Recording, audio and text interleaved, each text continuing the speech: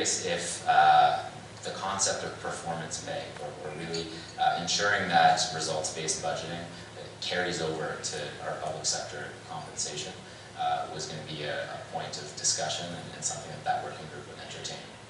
You know, I don't think we're at that stage yet in the discussion. I mean, we've just sat down and started meeting with the public sector unions.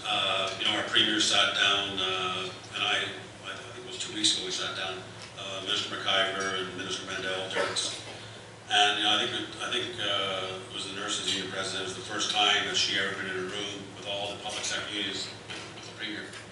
So you know, that was the first step. We've got Deputy Minister Tim Grant talking about with the unions about how we're going to move forward. I think we need to have some very respectful decisions about you know, government services. Right now, morale in the public service is actually quite low. We have to change that around. I mean, we have great public servants, but you know, we can't continue down the road we are in government. So we're going to have to, you know, we want them at the table as willing partners.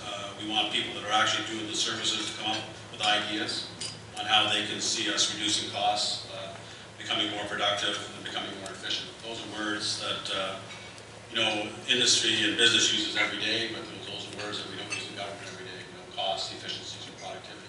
And so we're just starting those conversations. Hopefully, over the next little while, we get to the point where we're getting into the meat and potatoes of the matter, and we come up with some good solutions. In your reform of the personal income tax, the government introduced a temporary 3-year additional 0.5% bracket of taxation on those earners making over $250,000 a year.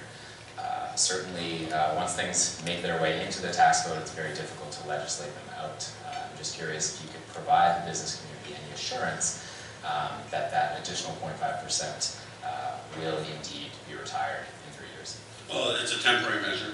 The Premier's made that very clear to help us get us through the fiscal challenges we have right now.